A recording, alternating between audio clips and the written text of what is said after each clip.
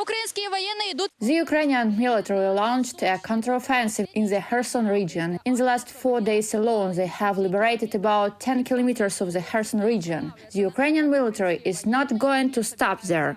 Without it, a gun is just a bunch of scrap metal. We call it an aiming circle. It determines the directional angle and where to shoot. Vladislav has been targeting the Russian occupiers using such an aiming circle for 100 days in a row. We stood for a bit because there was a traffic jam. We couldn't move them, but now we are moving. So I hope we won't stop. Since the counteroffensive of the armed forces of Ukraine in the Kherson region, he and his colleagues were able to help the infantry liberate the villages in the region. With blood and sweat, first the artillery works, then the infantry goes, the tanks support. This is how we push them back. If the artillery works well, the infantry enters the settlement with fewer losses or without single shot fired. This was the case a week ago in a neighboring village. The infantry entered without a single shot. The orcs just ran away, that's all. But the Russians, even retreating, continue to fire back with heavy weapons. They try to shoot as hard as possible and throw as far as possible, and a lot. It seems that they have a saying, a lot, but bad. It's about them. They hit, and we know what to do. We dig in, wait, look where they are. Okay, we hit them there. Nice. The Russians are taking revenge for shelling their opposition. As they say on the front line, hit back. Although they are firing not at the Ukrainian military, but the nearest villages.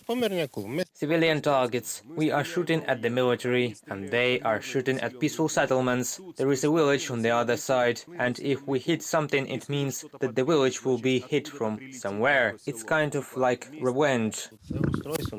This device is called MT-12, or rather its modification, Ruta. It's pretty annoying for them, because the gun itself is like a sniper rifle. This model is extremely accurate. The deviation is literally a meter and a half. They don't like her. Did you eliminate many Russians?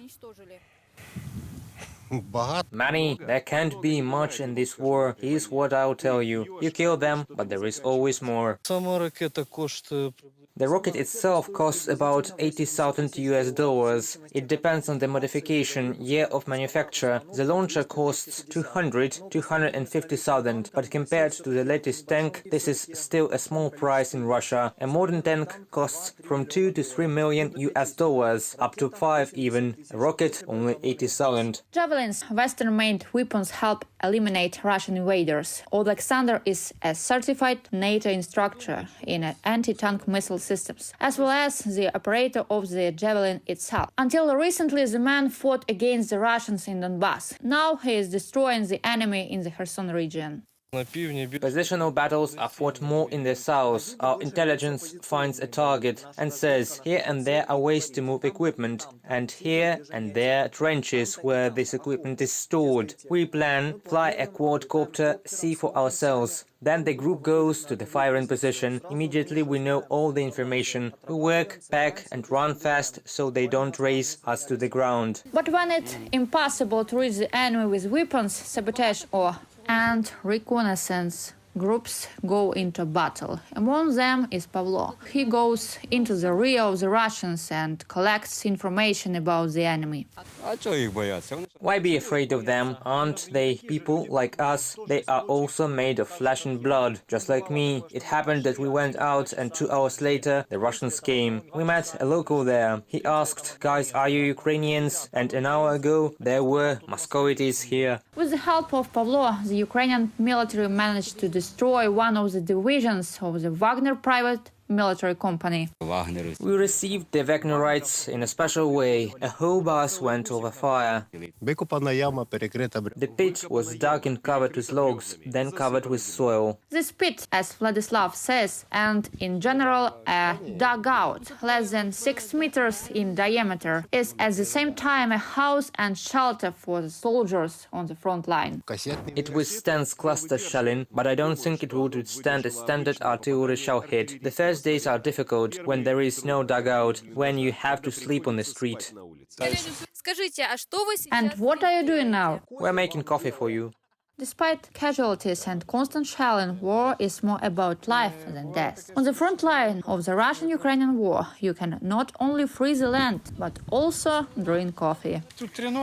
Here we have one tripod. Look, here it is. Here the guys adapted the tripod for a teapot. Then they made such a grate so that you can even put a pan on it, cook porridge or soup. It was such that the rain was pouring in, the prepared food supply did not reach us, and we had to cook ourselves. There are cereals, there are pasta, there are potatoes. We can cook them fast.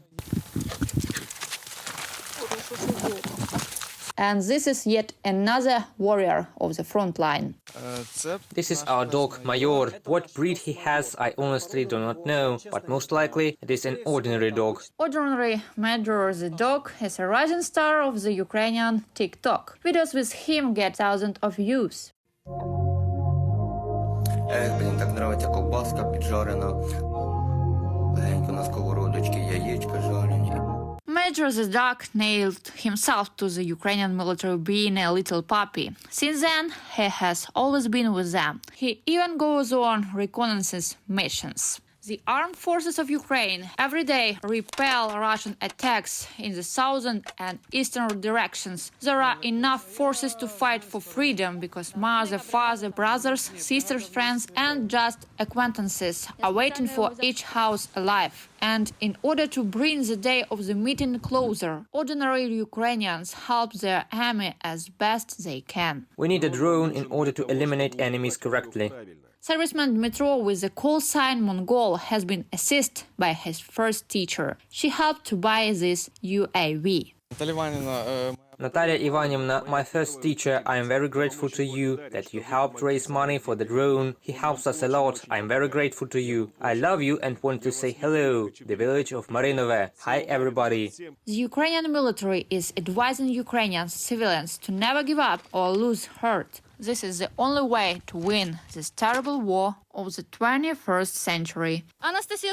Reporting by Anastasia Zhuk, Alexei Idrisov, UATV News.